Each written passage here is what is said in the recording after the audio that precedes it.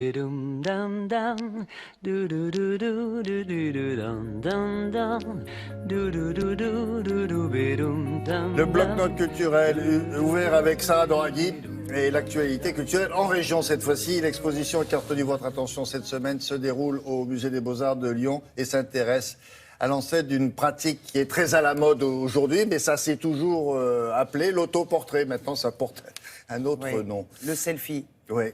Et l'expo s'appelle « De Rembrandt au selfie, l'art de l'autoportrait ». C'est une exposition en phase avec notre temps, avec la tendance. Et la tendance est à la pratique du selfie. Pourquoi cet art a toujours intéressé les artistes ? Et il faut reconnaître énormément Rembrandt. Je pense que Rembrandt serait hystérique aujourd'hui s'il avait un smartphone. En permanence, il ferait les abdos, vous savez, la boule de canard, etc. Mais il a pris que son visage ou il a pris... Non, mais il se prenait dans toutes les positions avec tout le monde. Alors, il y a aussi, vous savez, il y a un nouveau mouvement qui s'appelle aujourd'hui le Wi-Fi. C'est-à-dire que c'est anti-selfie. On n'est pas obligé de se montrer que soi. On prend d'autres gens sur l'image. Voilà. Le Wi-Fi qui est un peu moins nombriliste, plus sympathique.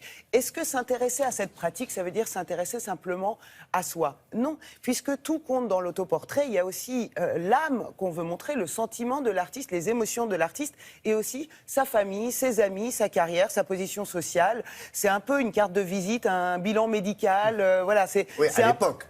Quand le peintre faisait ça. À l'époque, alors évidemment, si vous faites référence aux petites minettes, à commencer par Laura Tenouji qui passe en permanence son temps à faire des selfies, Nathanaël de Raxin. Alors, ils ne montrent pas la même chose.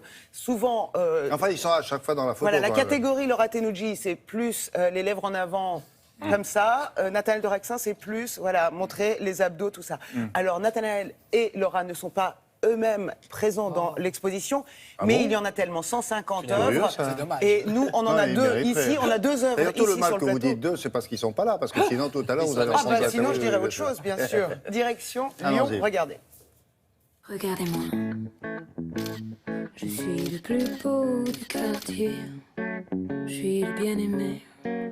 Dès qu'on me voit, on se sent tout comme envoûté, comme charmé. Le genre de l'autoportrait nous semblait offrir une résonance toute particulière en notre époque où le selfie constitue un véritable phénomène. C'est surtout à partir de la Renaissance que l'image de soi-même va jouer un rôle de plus en plus important dans la création artistique. Regarde-moi, regarde-moi, regarde-moi.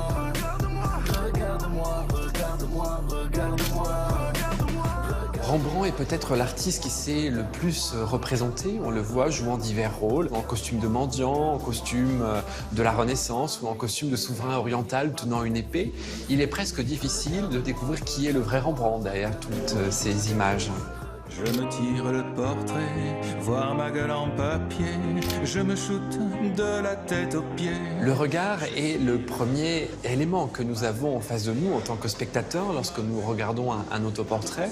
Edvard Munch montre tout son tourment intérieur dans un regard qui est presque halluciné.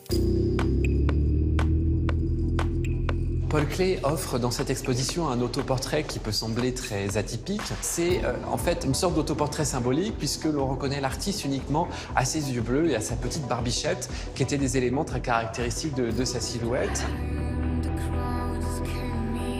Oskar Kokoschka se met en scène derrière la maison qu'il habite alors, mais il apprend au même moment que ses œuvres ont été enlevées des musées en Allemagne par les nazis et rassemblées dans une exposition intitulée Art dégénéré. Et par provocation, il va appeler son autoportrait en artiste dégénéré.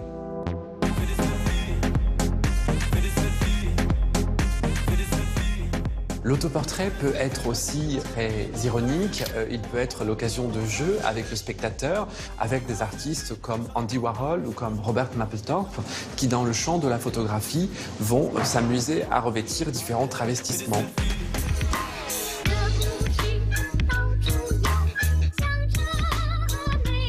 Le parcours de l'exposition se termine avec des selfies réalisés par Ai Weiwei qui s'empare donc de cette nouvelle forme d'expression qu'est le selfie pour porter le témoignage de sa dissidence face au régime politique chinois. Ah, disons-le tout net, je m'aime.